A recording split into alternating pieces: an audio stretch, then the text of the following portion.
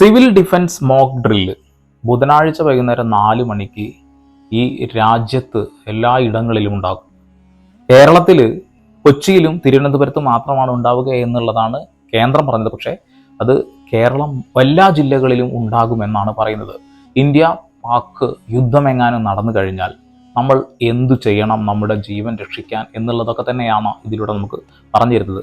1971 India Pak യുദ്ധം നടന്ന സമയത്താണ് ആദ്യമായിട്ട് മോക്ക് ഡ്രിൽ ഉണ്ടാവുന്നത്. അതിനുശേഷം ഇതാ 2025 നടക്കാൻ പോവുകയാണ്. അന്ന് 1971 പാകിസ്ഥാൻ ഇന്ത്യയോട് അടിയറവ് പറഞ്ഞ് ഇന്ദിരാഗാന്ധിയുടെ കാലിൽ വീണ് അന്ന് രക്ഷപ്പെടാൻ വേണ്ടിയിട്ട് ഒരു കരാറൊക്കെ എഴുതിയിട്ടുണ്ടായിരുന്നു. ആ കരാറെല്ലാം പാകിസ്ഥാൻ കീറിക്കളഞ്ഞുകൊണ്ട് ഇന്ത്യ എന്ന മഹാരാജ്യത്തിനെ അടിക്കാൻ നമുക്കത് ഏൽക്കില്ല തയ്യാറെടുത്തുകൊണ്ട് വരികയാണ്. പക്ഷേ ഇത് നീർക്കോലി കടിച്ചാലും മതിയല്ലോ നമ്മുടെ അത്താഴം മുടങ്ങാൻ. ഒരു യുദ്ധമെങ്ങാനും വരികയാണെന്നുണ്ടെങ്കിൽ നമ്മുടെ രാജ്യം പുരോഗതിയിൽ നിന്നും താഴോട്ട് വരും. ഒരു യുദ്ധം നടന്നാൽ ഏത് രാജ്യം വിജയിക്കും എന്നുള്ള ചോദ്യത്തിന് നമ്മുടെ മേജർ രവി പറഞ്ഞൊരു വാക്കുണ്ട്, ഇരു രാജ്യങ്ങളും ജയിക്കുകയില്ല എന്നുള്ളത്. കാരണം എന്താ വെച്ചിട്ടുണ്ടെങ്കിൽ യുദ്ധം അത് അവസാനിക്കാൻ ഒരുപാട് നാളുകൾ വേണ്ടി വരും. അത്രയും നാളുകൾ ഇരു രാജ്യത്തിനും വലിയ രീതിയിലുള്ള നഷ്ടങ്ങളും വരും. ഇതൊക്കെ കേൾക്കുമ്പോൾ നമുക്ക് തോന്നും എന്തിനാണ് പിന്നെ ഒരു യുദ്ധമെന്ന്. പക്ഷേ നമ്മുടെ വികാരത്തിൻ്റെ മുകളിലാണ് അവർ കൈവച്ചിട്ടുള്ളത്. എന്നും നുഴഞ്ഞു കയറി വന്ന് നമ്മുടെ രാജ്യത്തെ പട്ടാളക്കാരെയും നമ്മുടെ നാട്ടിലെ സാധാരണക്കാരെയും നിരന്തരം വെടിവെച്ച് കൊല്ലുന്ന പാകിസ്ഥാനെതിരെ പിന്നെ നമ്മൾ കണ്ണും പൂട്ടി അഹിംസയുടെ പാത പിന്തുടർന്നാൽ ശരിയാവില്ല. അതുകൊണ്ട് തന്നെ ഒരു പക്ഷേ കുറച്ചാളുകൾക്ക് യുദ്ധം വേണ്ട എന്ന ഒരു ഭാവമുണ്ടെങ്കിൽ പോലും നമ്മുടെ രാജ്യത്ത് കയറി വന്ന് പഹൽഗാമിൽ ഒരുപാട് പാവപ്പെട്ട ആളുകളെ കൊന്നൊടുക്കിയത് നമ്മൾ കണ്ടതാണ്. അതുകൊണ്ടൊക്കെ തന്നെ നമുക്ക് പാകിസ്ഥാനെ തിരിച്ചടിക്കണം എന്ന് തന്നെയാണ് ആഗ്രഹം. പക്ഷേ ഒരുപാട് കാഷ്വാലിറ്റീസും ഒരുപാട് നാശനഷ്ടങ്ങളും നമ്മുടെ രാജ്യത്തിനും ആ രാജ്യത്തിനുണ്ടാകും. ആ രാജ്യത്തിനുണ്ടാകുന്നതിനെ കുറിച്ച് നമുക്ക് യാതൊന്നുമില്ല. പക്ഷേ അവിടെയും മരിച്ചു വീഴാൻ പോകുന്ന ഒരുപാട് സാധാരണക്കാരുണ്ടാവും. ഒന്നും അറിയാത്ത ഒരുപാട് ആളുകൾ. ഓരോ രാജ്യത്ത് യുദ്ധം നടക്കുമ്പോഴും അവിടെയുള്ള കുഞ്ഞുങ്ങളുടെയൊക്കെ ഫോട്ടോസ് വരുമ്പോൾ നമ്മൾ തന്നെ ഭയങ്കര കരച്ചിൽ കൊണ്ട് സങ്കടം കൊണ്ട് പറയും പാവം കുഞ്ഞുങ്ങളല്ലേ എന്നുള്ളത്. അതേ അനുഭവം നമ്മുടെ രാജ്യത്തും അവരുടെ രാജ്യത്തും കൂടി വരും. എന്ത് ചെയ്യാനാ, നമ്മളെ അടിച്ചാൽ നമ്മളും തിരിച്ചടിക്കും. അത് തന്നെ. എന്താണ് മോക്ക് ഡ്രില്ലിൽ സംഭവിക്കുക, എന്താണ് മോക്ക് ഡ്രിൽ എന്നതിൻ്റെ കുറച്ച് കാര്യങ്ങൾ പറഞ്ഞു തരാം. സിവിൽ ഡിഫൻസ് മോക്ക് ഡ്രിൽ നാളെ വൈകിട്ട് 4 മണിക്ക്, അതായത് ബുധനാഴ്ച എല്ലാ ജില്ലകളിലും നടത്താൻ നിർദ്ദേശം കൊടുത്തിട്ടുണ്ട്. പ്രധാന നിർദ്ദേശങ്ങൾ: കമ്മ്യൂണിറ്റി തല ഇടപെടലുകൾ, റെസിഡൻസ് അസോസിയേഷനുകളും പഞ്ചായത്തുകളും മോക്ക് ഡ്രിൽ വാർഡന്മാരെ നിയോഗിക്കുക. എല്ലാ പ്രദേശങ്ങളിലേക്കും സിവിൽ ഡിഫൻസ് ബ്ലാക്ക് ഔട്ട് നിർദ്ദേശങ്ങൾ എത്തിക്കുക. ആവശ്യമെങ്കിൽ ആരാധനാലയങ്ങളിലെ അനൗൺസ്മെന്റ് സംവിധാനങ്ങൾ ഉപയോഗിച്ച് പൊതുജനങ്ങളെ അലർട്ട് ചെയ്യുക. വാർഡുതല ഡ്രില്ലുകൾ സംഘടിപ്പിക്കുക.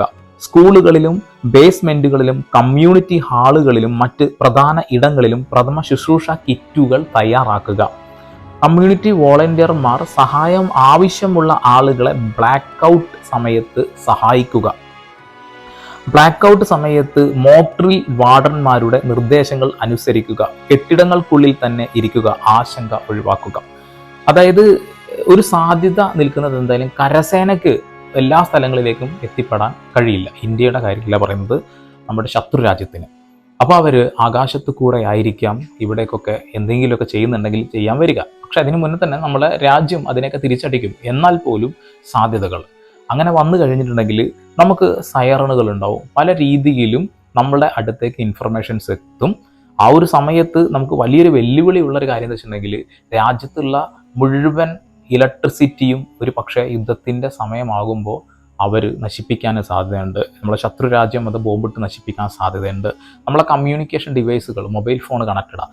അതായത് ആ ഒരു സാറ്റലൈറ്റ് മൊബൈൽ ഫോണുകളല്ലാതെ മറ്റുള്ള ഫോണുകൾ വർക്ക് ചെയ്യാനുള്ള സാധ്യതകളില്ല.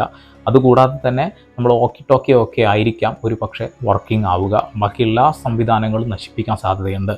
അങ്ങനെ പെട്ടെന്നൊരു ബോംബ് മറ്റതും വരികയാണ് എങ്കിൽ നമ്മൾ ഏത് രീതിയിലായിരിക്കണം നമ്മളെ രക്ഷിക്കേണ്ടത്, നമ്മുടെ കൂടെയുള്ള ആളുകൾ രക്ഷിക്കേണ്ടതെന്ന് വെച്ചാൽ പലപ്പോഴും ബങ്കറുകൾ ഉണ്ടാക്കി ആ ബങ്കറുകളിലേക്കാണ് പോവാറ്. പക്ഷേ നമ്മൾ കേരളത്തിൽ ഒരുപാട് പാകിസ്ഥാനിൽ നിന്ന് ഒരുപാട് മാറി നിൽക്കുന്ന സ്ഥലമാണ്. ഇങ്ങോട്ട് ഒരു അടിക്കലുണ്ടാവാൻ സാധ്യത കുറവാണ്. എന്നാലും ഭയപ്പെടേണ്ടിയിരിക്കുന്നു. അങ്ങനെ എങ്ങാനും ഉണ്ടായിക്കഴിഞ്ഞാൽ നമുക്ക് രക്ഷപ്പെടാം, അല്ലേ?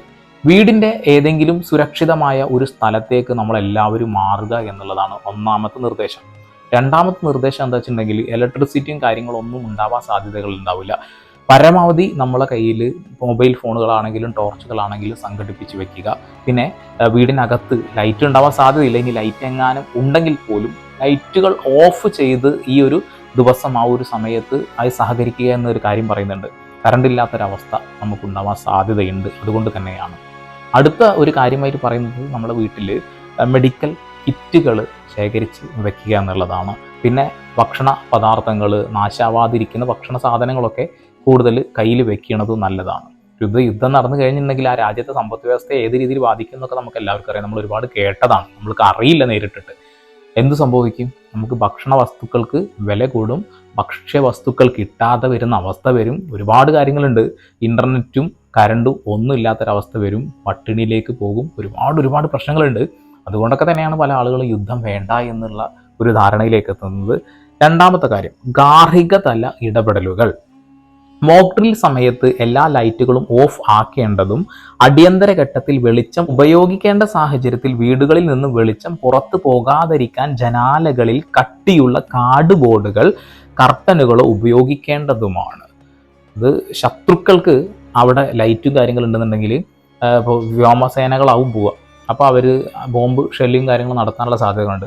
അപ്പോൾ നമുക്ക് ലൈറ്റിൻ്റെ ഒരു ആവശ്യം വരികയാണെങ്കിൽ തന്നെ നമ്മൾ ടോർച്ചൊക്കെ യൂസ് ചെയ്യുകയാണെങ്കിൽ നമ്മുടെ ജനാലകളും വാതിലുകളും കൃത്യമായി അടയ്ക്കപ്പെടണം. പുറത്തേക്ക് ഒരു തുള്ളി വെളിച്ചം പോലും പോവാൻ പാടില്ല എന്നുള്ളതാണ് ഒന്നാമത്തെ നിർദ്ദേശം. ജനാലകളുടെ സമീപം മൊബൈൽ ഫോണുകളോ പ്രകാശം പുറപ്പെടുവിക്കുന്ന ഉപകരണങ്ങളോ ഉപയോഗിക്കുന്നത് ഒഴിവാക്കുക. ഓക്കെ. ബാറ്ററി, സോളാർ ടോർച്ചുകൾ, ഗ്ലോ സ്റ്റിക്കുകൾ തുടങ്ങിയ ഇതൊക്കെ കയ്യിൽ കരുതുക. ഗ്ലോ സ്റ്റിക്ക് പറഞ്ഞാൽ മറ്റേ സാധനം കേട്ടോ, പൊട്ടിച്ച് നമ്മൾ ഇങ്ങനെ കത്തിച്ചു പോകുന്ന ആ ഒരു വെളിച്ചത്തിന്റെ സാധനമല്ലേ, അതാണ്. 4 മണിക്ക് സൈറൻ മുഴങ്ങുമ്പോൾ എല്ലാ ഇടങ്ങളിലെയും വീടുകൾ, ഓഫീസുകൾ, മറ്റു സ്ഥാപനങ്ങൾ ഉൾപ്പെടെ അകത്തെയും പുറത്തെയും ലൈറ്റുകൾ ഓഫ് ചെയ്യേണ്ടതാണ്. നാളെ, അതായത് ഇന്ന് 4 മണിക്ക് പകല് നമ്മളെ ലൈറ്റുകൾ 4 മണിക്ക് ഫുൾ ലൈറ്റ്സും ഓഫ് ചെയ്യേണ്ട കാര്യമാണ് പറയുന്നത്. എല്ലാ വീടുകളിലും പ്രഥമ ശുശ്രൂഷ കിറ്റുകൾ തയ്യാറാക്കുക. ഇതിൽ മരുന്നുകൾ, ടോർച്ച്, വെള്ളം, ഡ്രൈ ഫുഡ് എന്നിവ ഉൾപ്പെടുത്തുക. ഡ്രൈ ഫുഡ് അതായത് കുറേ കാലം കയ്യിൽ വെക്കാൻ കഴിയുന്ന ഭക്ഷണ പദാർത്ഥങ്ങൾ കയ്യിൽ വെക്കണം വീട്ടിൻ്റെ ഉള്ളിൽ. എല്ലാ വീടുകളിലും ഇത് ചെയ്യുക തന്നെ വേണം. കാരണം ഭാവിയിൽ സംഭവിക്കാതിരിക്കട്ടെ, സംഭവിച്ചു കഴിഞ്ഞാൽ നമ്മൾ ഈ ഒരു മാർഗനിർദ്ദേശങ്ങൾ തന്നിട്ടും ചെയ്തില്ലെങ്കിൽ പ്രശ്നം. ഗാർഹിക തല ഇടപെടലുകളിൽ അടുത്തത്, വീടിനുള്ളിലെ ഏറ്റവും സുരക്ഷിതമായ സ്ഥലം കണ്ടെത്തുക. ബ്ലാക്ക് ഔട്ട് സമയത്ത് അവിടേക്ക് മാറുക. ഈ ഒരു സമയത്ത് 4 മണിക്ക് ഈ ഒരു ദിവസം നിശ്ചയിച്ച സമയത്ത് നമ്മളെല്ലാവരും ഈ പറയുന്ന രീതിയിൽ പ്രവർത്തിക്കണം. കാരണം ഇതൊരു യാന്ത്രികമായി ചെയ്യുന്ന ഒരു പ്രവൃത്തിയല്ല, നമ്മൾ യുക്തിപരമായിട്ട് ഭാവിയിൽ ചെയ്യേണ്ട കാര്യമാണ്. ഇങ്ങനെ സംഭവിച്ചാൽ സംഭവിക്കരുത്, അത് ഇടക്കിടക്ക് പറയണം, സംഭവിക്കാൻ പാടില്ല. അതുകൊണ്ടാണ് എല്ലാ കുടുംബങ്ങളിലും കുടുംബാംഗങ്ങൾ ഒരുമിച്ച് ഫാമിലി ഡ്രിൽ നടത്തുക. എല്ലാവരും ഒത്തൊരുമിച്ചിരിക്കുക എന്ന് പറഞ്ഞാൽ സൈറൺ സിഗ്നലുകൾ മനസ്സിലാക്കുക. ദീർഘമായ സൈറൺ അപായ മുന്നറിയിപ്പും ചെറിയ സൈറൺ സുരക്ഷിതമാണെന്ന് അറിയിപ്പുമാണ്. വലിയ ശബ്ദം ഓ എന്നുള്ള കുറേ ദീർഘമായ ശബ്ദമാണ് അപായ സൂചന. ചെറുതാണെന്നുണ്ടെങ്കിൽ വലിയ പേടിക്കാൻ ഇല്ല എന്നുള്ളൊരു സാധനമാണ്. പൊതുസ്ഥലങ്ങളിൽ നിൽക്കുന്നവർ സുരക്ഷിതത്വത്തിനായി അടുത്തുള്ള കെട്ടിടങ്ങൾക്കുള്ളിൽ മാറേണ്ടതാണ്. 4 മണിക്ക് കൃത്യമായി അത് ചെയ്യുക. ഇതൊരു തമാശയോ കോമാളിത്തരോ ആയിട്ട് നിങ്ങൾ ആരും പറയാനോ കാണിക്കാനോ പാടില്ല. അത് പ്രത്യേകം മനസ്സിലാക്കുക. രാജ്യസുരക്ഷയുടെ ഭാഗമായിട്ട് പറയുന്നതാണ്, നമ്മൾ പറഞ്ഞ് പഠിപ്പിക്കുന്ന കാര്യങ്ങളാണ്. ഔദ്യോഗിക വിവരങ്ങൾ മനസ്സിലാക്കുന്നതിനായി റേഡിയോ, TV ഉപയോഗിക്കുക. റേഡിയോ ഓർ TV ഉപയോഗിക്കുക എന്നുള്ള ന്യൂസും കാര്യങ്ങളൊക്കെ മനസ്സിലാക്കാനാണ്. പക്ഷേ ഈ കാലഘട്ടത്തിലെ ന്യൂസ് അത് ചക്ക എന്ന് പറയുമ്പോൾ അത് ആന എന്നാവുന്ന രീതിയിലുള്ളതാണെങ്കിൽ അതും വലിയ ബുദ്ധിമുട്ടാണ്. നമ്മൾ പല വാർത്തകളും കാണുന്നത് അതുകൊണ്ടാണ്, വലിയ പേടിയാണ് ആ കാരണം കൊണ്ട്. തീപിടുത്തം ഒഴിവാക്കാൻ ബ്ലാക്ക് ഔട്ട് സൈറൺ കേൾക്കുമ്പോൾ തന്നെ ഗ്യാസ്, വൈദ്യുത ഉപകരണങ്ങൾ ഓഫ് ചെയ്യുക. ഓക്കെ. ആ ഒരു സമയത്ത് സൈറൺ വരുന്ന സമയത്ത് ലൈറ്റ്സ്, അതേപോലെ വൈദ്യുതപരമായിട്ടുള്ള ഉപകരണങ്ങൾ, മറ്റേ ഗ്യാസ് സ്റ്റൗവും മറ്റു സാധനങ്ങളൊക്കെ ഓഫാക്കാനാണ് പറയുന്നത്. ബ്ലാക്ക് ഔട്ട് സമയത്ത് കുട്ടികളുടെയും വളർത്തുമുഖങ്ങളുടെയും സുരക്ഷ ഉറപ്പാക്കുക. തീർച്ചയായിട്ടും ഇങ്ങനെ എന്തെങ്കിലും സംഭവിച്ചു കഴിഞ്ഞാൽ ആളുകൾ ഇറങ്ങി ഓടുന്നൊരവസ്ഥ, ഒളിച്ചിരിക്കുന്ന അവസ്ഥ, നമ്മുടെ വീട്ടിൽ ആടും പശുവും പൂച്ചയൊക്കെ ഉണ്ടാവും. അതിനൊന്നും നമ്മൾ സംരക്ഷിക്കാതിരിക്കുന്ന അവസ്ഥയുണ്ട്. അതൊന്നും ചെയ്യരുത്. പല സ്ഥലങ്ങളിലും യുദ്ധം നടക്കുന്ന സമയത്ത് നടക്കുന്ന കാര്യങ്ങൾ ഇതൊക്കെയാണ്. ഇനിയിപ്പോൾ ഇന്ത്യ പാക് യുദ്ധം നടന്നു എന്ന് തന്നെ കരുതുക. നമുക്ക് ഭയപ്പെടണം, 100% ഭയപ്പെടണം. നമ്മുടെ കയ്യിൽ അണവായുധങ്ങളും റാഫേൽ വിമാനങ്ങളും നമ്മളെ അടിപൊളി കരസേനയും ഒക്കെ ഉണ്ട്. പക്ഷേ അതിൻ്റെ അപ്പുറത്തേക്ക് അവിടെ നിന്ന് വരുന്ന ഒരു ബോംബെങ്കിലും നമ്മുടെ എവിടെയെങ്കിലും വന്ന് വീണ് കഴിഞ്ഞാൽ കഴിഞ്ഞ കഥ. പിന്നെ ഒന്നും പറഞ്ഞിട്ട് കാര്യമില്ല. നഷ്ടപ്പെടാനുള്ള നഷ്ടപ്പെട്ടിട്ട് പിന്നെ നമ്മൾ കരഞ്ഞിട്ടും കാര്യമില്ല എന്നുള്ളതാണ്. നമ്മൾ രാജ്യം ഇങ്ങോട്ട് അടിക്കുമ്പോൾ അങ്ങോട്ട് തിരിച്ചടിക്കും. പല ആളുകളും പറയും നമുക്ക് അങ്ങോട്ട് കയറി അടിച്ചൂടെ എന്ന് പറയുന്നത്. പക്ഷേ എന്തിനാണ് ഈ ഒരു വൈകല്യമൊന്നും നമുക്കറിയില്ല. കാരണം നമ്മുടെ ആഭ്യന്തര വകുപ്പും അതേപോലെ തന്നെ നമ്മുടെ സേനാ വിഭാഗമൊക്കെ ഏത് രീതിയിലാണ് പ്രവർത്തിക്കുന്നത് നമുക്കറിയില്ല. ഇതൊന്നും പൊതു ഇടങ്ങളിലേക്ക് പറഞ്ഞ് അറിയിക്കാനുള്ള കാര്യങ്ങളല്ല, ന്യൂസ് ചാനലുകളിൽ പോലും ചർച്ച ചെയ്യാൻ പാടില്ലാത്ത കാര്യങ്ങളാണ്. അത് സുരക്ഷയുമായി ബന്ധപ്പെട്ടുള്ള ഒരുപാട് കാര്യങ്ങളാണ്, അതുകൊണ്ട് പുറത്തേക്ക് വിടാത്തത്. ഇപ്പോൾ മുല്ലപ്പെരിയാറൊക്കെ നമ്മളെ അടുത്ത് കിടക്കുന്ന ഒരു വലിയ ആറ്റം ബോംബിനേക്കാൾ മാരകമായിട്ടുള്ള സംഭവമാണെന്നുള്ള എല്ലാവർക്കും അറിയാം. ഇത് ലോക ജനതയ്ക്ക് അറിയാം. എന്തുകൊണ്ടാണ്? ന്യൂസ് ചാനൽ വന്ന് എല്ലാവർക്കും അറിയാം. അവിടേക്ക് എന്തെങ്കിലും സംഭവിച്ചാൽ നമ്മൾ 5 ജില്ല പൂർണ്ണമായിട്ടില്ലാണ്ടാവും. അപ്പോൾ നമ്മൾ പേടിക്കണം, ഭയപ്പെടണം. ഇങ്ങനെയുള്ള ഓരോരോ കാര്യങ്ങൾ വരുമ്പോൾ തീർച്ചയായിട്ടും ഇപ്പോൾ നിങ്ങൾ നരേന്ദ്രമോദി ഇറങ്ങണം, അമിത്ഷാ ഇറങ്ങണം എന്നൊന്നും പറഞ്ഞിട്ട് മാറി നിൽക്കാനല്ല നിൽക്കേണ്ടത്. എല്ലാവരും കൂടെ കൂടുക, എല്ലാവരും ഈ വിഷയത്തിൽ ഒത്തൊരുമിച്ച് തന്നെ മുന്നോട്ട് പോവുക. അല്ലെങ്കിൽ വലിയ അപകടമാണ് എന്നുള്ളതാണ്. 1971 അന്ന് പാകിസ്ഥാനെ നമ്മൾ അടിയറവ് പറഞ്ഞപ്പോൾ ആ ഒരു കരാർ ഒപ്പിട്ട് അവരെ നമ്മൾ ദോസ്ത് ചെയ്തതാണ് ഏറ്റവും വലിയ അപകടമായി മാറിയത്.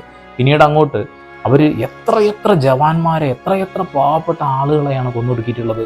നമ്മൾ അത്രത്തോളം താഴ്ന്നു നിന്നിട്ടുണ്ട്. പക്ഷേ ഈ ഒരു സാഹചര്യത്തിൽ നമുക്ക് താഴാൻ കഴിയില്ല എന്നുള്ളതാണ് അത്ര പ്രശ്നമാണ്. എനിക്കൊരു വലിയ ചിത്രം മനസ്സിനകത്തേക്ക് വരുന്നുണ്ട്. ഒരുപാട് അമ്മമാർ, ഒരുപാട് കുഞ്ഞുങ്ങൾ, ഒരുപാട് ആളുകൾ അനാഥരാകും, ഒരുപാട് മൃഗങ്ങൾ എല്ലാം നശിച്ച് നാറാണക്കല്ലെടുക്കും. ഒരു യുദ്ധം വേണ്ട എന്ന് എൻ്റെ മനസ്സ് പറയുന്നു. പക്ഷേ മനസ്സിൽ മറ്റൊരു ഭാഗത്ത് നമ്മുടെ രാജ്യത്തേക്ക് നുഴഞ്ഞു കയറി വന്ന് നമ്മുടെ രാജ്യത്തെ ആളുകളെ തീർത്തതിന് വിദ്വേഷമുണ്ട്. എന്ത് ചെയ്യാനാ? എനിക്കൊരു ഡബിൾ സ്റ്റാൻഡ് എടുക്കാൻ ഈ വിഷയത്തിൽ കഴിയില്ല. രാജ്യസ്നേഹിയായ നമുക്ക് ഈ രാജ്യത്തിൻ്റെ കൂടെ തന്നെ നിൽക്കാനേ കഴിയുള്ളൂ. ഇതിൽ ഹിന്ദു എന്നോ മുസൽമാനെന്നോ ക്രിസ്ത്യനെന്നോ ഒന്നുമില്ല. എല്ലാവരും ഒരുമിച്ച് നിൽക്കണം.